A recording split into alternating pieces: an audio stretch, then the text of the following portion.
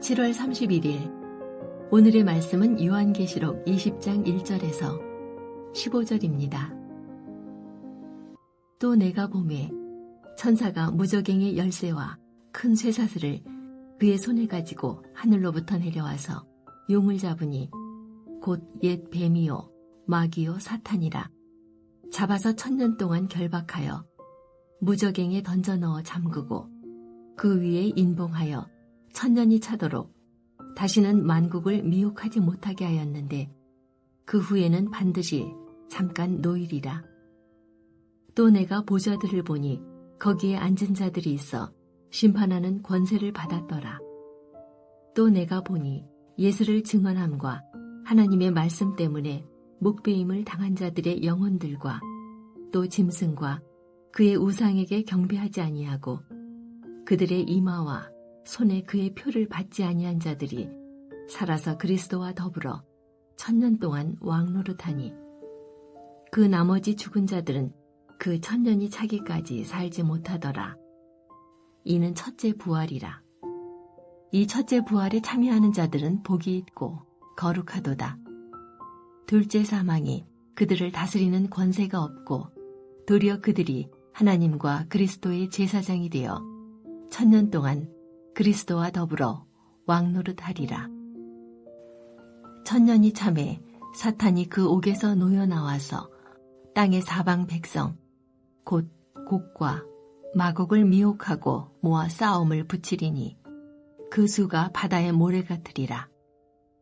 그들이 지면에 널리 퍼져 성도들의 진과 사랑하시는 성을 두르매 하늘에서 불이 내려와 그들을 태워버리고 또 그들을 미혹하는 마귀가 불과 유황못에 던져지니 거기는 그 짐승과 거짓 선지자도 있어 세세토록 밤낮 괴로움을 받으리라.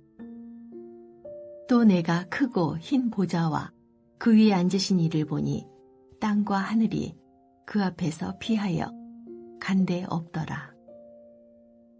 또 내가 보니 죽은 자들이 큰 자나 작은 자나 그 보좌 앞에 서 있는데 책들이 펴 있고 또 다른 책이 펴졌으니 곧 생명책이라. 죽은 자들이 자기 행위를 따라 책들에 기록된 대로 심판을 받으니 바다가 그 가운데서 죽은 자들을 내주고 또 사망과 음부도 그 가운데서 죽은 자들을 내주매 각 사람이 자기의 행위대로 심판을 받고 사망과 음부도 불못에 던져지니 이것은 둘째 사망 곧 불못이라. 누구든지 생명책에 기록되지 못한 자는 불못에 던져지더라. 요한계시록 20장 1절에서 15절 말씀을 함께 묵상하겠습니다. 20장은 두 단락으로 나눌 수 있는데 첫째 단락은 1절에서 10절로 용의 심판 그리고 소위 천년 왕국이라는 주제가 나옵니다. 이 천년 왕국은 교회 역사에서 가장 중요한 주제였습니다. 하지만 통일된 신학적 결론에는 도달하지 못했습니다. 우리가 여기에서 중요하게 여길 것은 이 천년 왕국이 요한계시록의 핵심 주제는 아니라는 것입니다.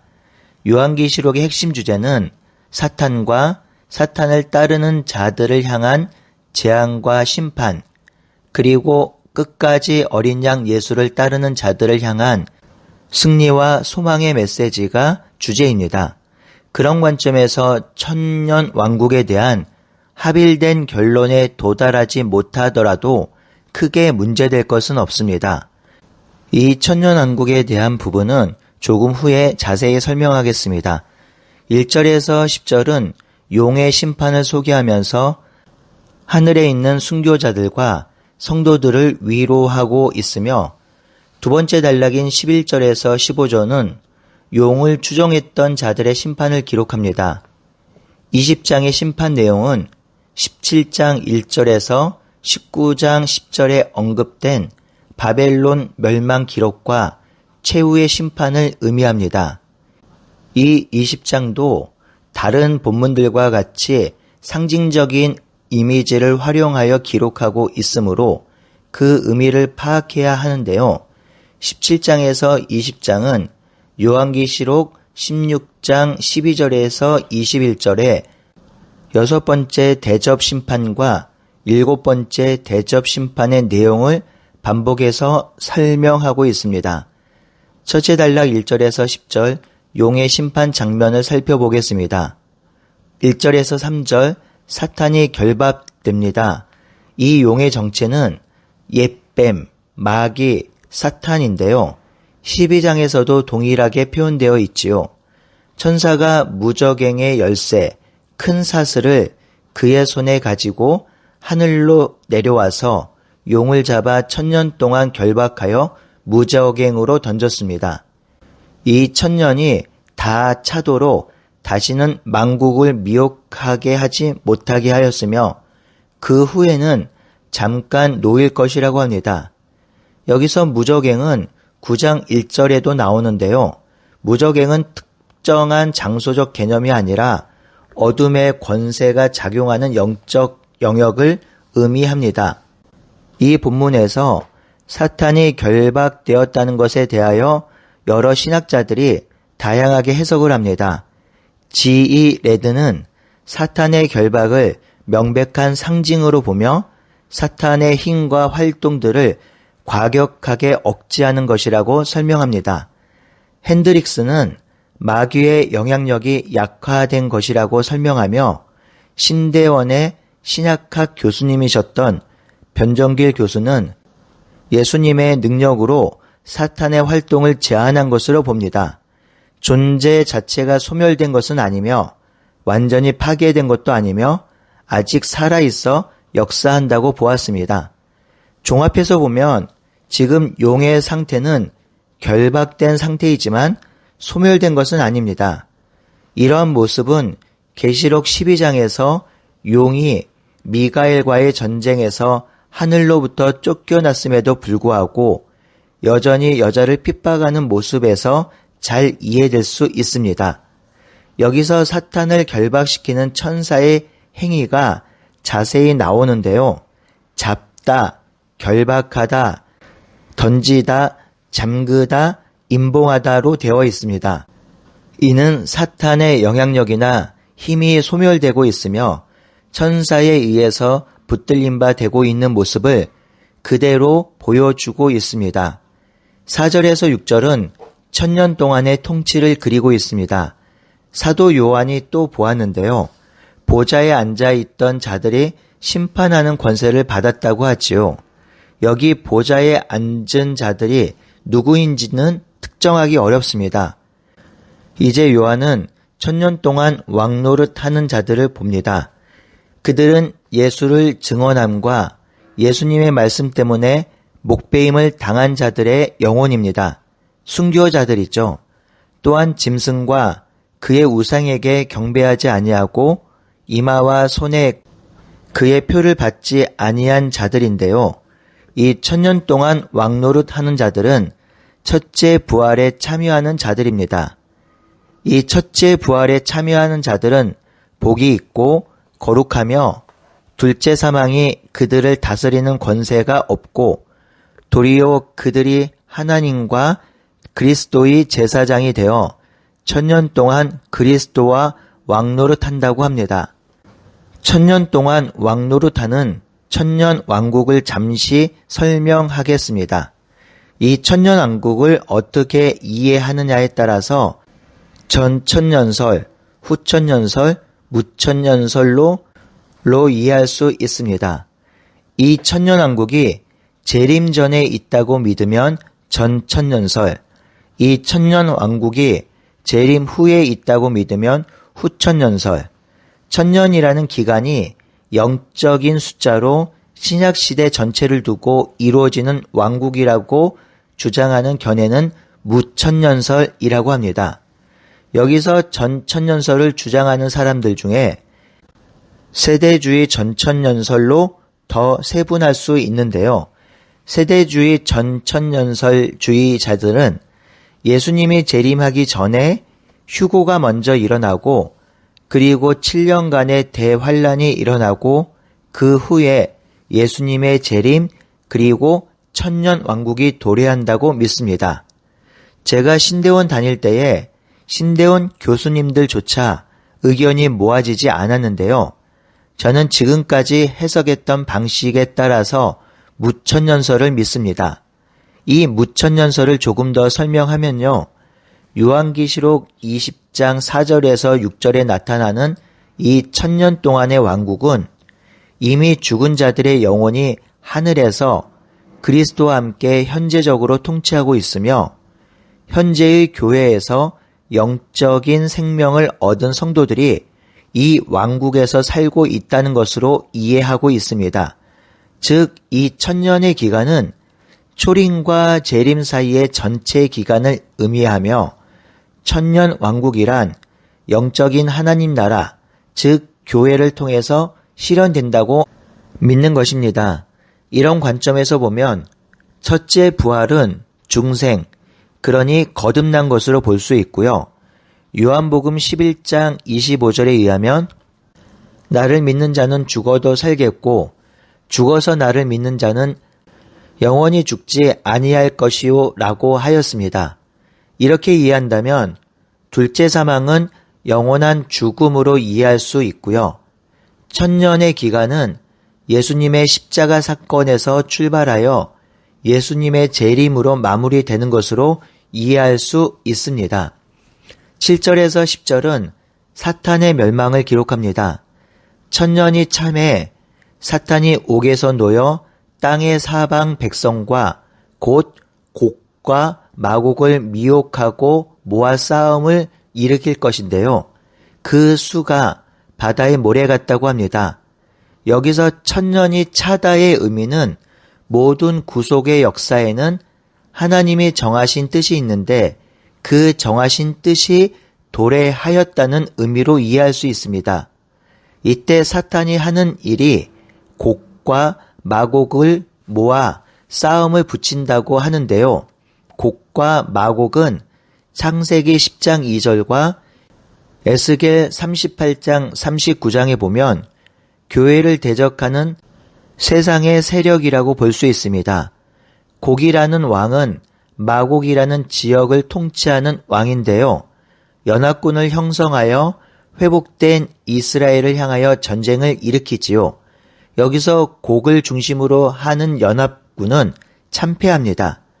역사적으로 보면 곡과 마곡의 공격은 구약시대에 안티오코스 에피파네스가 통치하던 수리아의 공격으로 하나님의 백성이 겪어내야 할 극심한 최후의 시련이라고 볼 수 있습니다. 그러므로 이 시련은 신약시대에는 교회를 공격하고 핍박하는 적그리스도의 세력의 최종적인 공격의 상징으로 이해할 수 있습니다. 9절에 보면 그들이 지면에 널리 퍼져 성도들의 진과 사랑하는 성을 포위했다고 하지요. 여기서 성도들의 진은 이스라엘 백성이 광야에 있을 때 성막 중심으로 진을 친 모습을 연상케 하며 사랑하는 성은 구약의 많은 곳에서 등장했던 문구입니다. 이 상황만 보면 사탄이 이기는 것처럼 보입니다. 이 전쟁은 16장의 아마게돈 전쟁, 19장 19절의 전쟁과 같은 것으로 볼 수 있습니다. 이 전쟁은 물리적 전쟁이 아니라 영적인 전쟁으로 이해할 수 있습니다.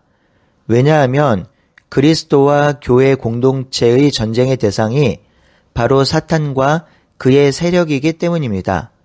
이제 용의 최후가 기록되고 있습니다. 하늘에서 불이 내려와 그들을 태워버리십니다. 이는 하나님께서 자신을 대적하는 자들에게 내리는 심판의 모양이지요. 에스겔 38장 22절, 39장 6절에 기록되어 있습니다. 그들을 미혹하는 마귀가 불과 유황 못에 던져집니다. 그곳에는 짐승과 거짓 선지자도 있습니다. 이들이 세세토록 밤낮 괴로움을 받는다는 말은 심판의 심각성과 심판을 극대화하는 표현입니다. 이제 둘째 단락 11절에서 15절 최후의 심판을 살펴보겠습니다. 11절에 요한은 흰 보좌와 그 위에 앉으신 이를 봅니다. 여기서 흰 보좌는 위엄과 거룩함의 상징입니다. 이때 땅과 하늘이 그 앞에 피하여 간 데가 없다고 하죠. 모든 만물이 사라진 것 같은 표현인데요. 이는 심판의 중대함을 의미하는 것으로 무엇도 거스릴 수 없다는 말입니다. 죽은 자들이 큰 자나 작은 자나 그 보좌 앞에 서 있고 책들이 펼쳐져 있고 또 다른 책이 펴졌으니 곧 생명책이라고 합니다. 죽은 자들은 자기 행위를 따라 책에 기록된 대로 심판을 받습니다. 이에 바다가 그 가운데서 죽은 자들을 내주고 또 사망과 음부도 그 가운데 죽은 자들을 내주며 각 사람이 자기 행위대로 심판을 받습니다. 그리고 사망과 음부도 불못에 던져지는데요. 이것이 둘째 사망, 곧 불못입니다. 누구든지 생명책에 기록되지 못한 자는 불못에 던져질 것입니다. 만약 21세기를 살아가는 요한이 이 광경을 보았다면 아마도 생명책 대신 컴퓨터라고 쓰지 않았을까 싶습니다. 요한이 보았던 상징과 이미지는 구약 그리고 그 시대의 산물이라는 것이지요. 나중에 살펴볼 새하늘과 새 땅도 마찬가지입니다. 새하늘과 새 땅의 모습은 요한과 그리고 그 시대에 고통받는 자들이 가장 소망했던 도시의 모습이 투영되어 있습니다. 오늘 본문을 모두 문자적으로 적용할 수는 없습니다. 이미지와 상징으로 이해하는 것이 좋으며 그 이미지와 상징이 무엇을 의미하는지 살펴야 합니다. 결국 이미지와 상징은 심판의 확실성과 하나님을 거부하는 자들의 죽음을 의미합니다. 초대교회 성도들은 요한계시록을 들으면서 바로 그것을 상상했고 믿었습니다. 요한계시록을 들은 성도들은 결국 승리는 우리 것이다. 끝까지 어린 양 예수를 따라 살자라고 다짐했고 그렇게 살았을 것입니다.